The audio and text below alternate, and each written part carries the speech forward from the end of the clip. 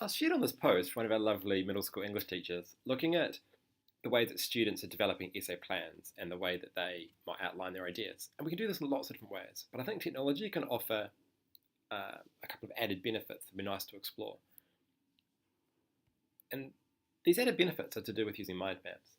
And this is something that probably some of you might have explored a few times.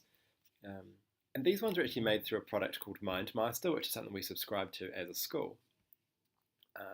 But are essentially quite easy to develop. So just stepping back a wee bit, from every student's Google Drive, they can access Mindmeister pretty quickly. So they can come through this little button at the top, and this is sort of Google Apps, different contacts. These are the additional bits and pieces, and Mindmeister is here. Clicking on that takes the kids through and sort of authenticates them and brings them up to a list of mind maps they might have made previously. They can just click New, and then they get this canvas to play around with. And there's a little bit about skilling to be here, and sometimes it can be a bit clicky, but I think it's improved. I think it's a bit more resilient as an interface now. So I can click here, and it's just giving me a little node to explain. So I'll call this conclusion. And I can play around with the side bits. I can click here to give it different fonts. I can give it a different coloured background. If I click on this plus button again, I think I can even just click enter. Can I? Click on this one. Press plus. Gives me another node, and this can be like sort of point my function conclusions. If I jump back a step, add another node. There you go.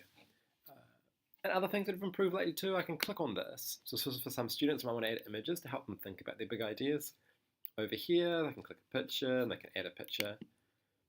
Either from their computer, this tends to work the fastest, so they've got a picture first.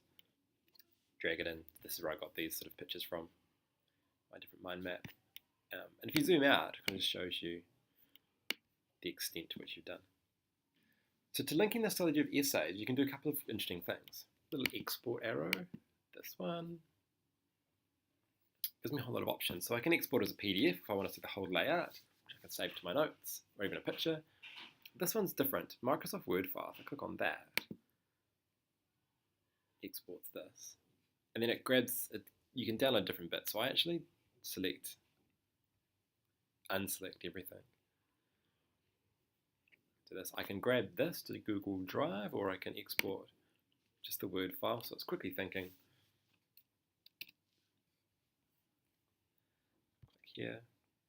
So what it's cleverly done is it's grabbed my headings. So they are you can see this is the introduction, is this idea. And then it's grabbed any sub bullet that I've done. This is pulling through all the information that I typed into my mind map. So you can envisage that this could be a nice drafting tool that helps students think about their ideas. A couple of visuals. This steps them into the next stage of when they're actually writing their ideas. So developing their ideas and then through to drafting phases.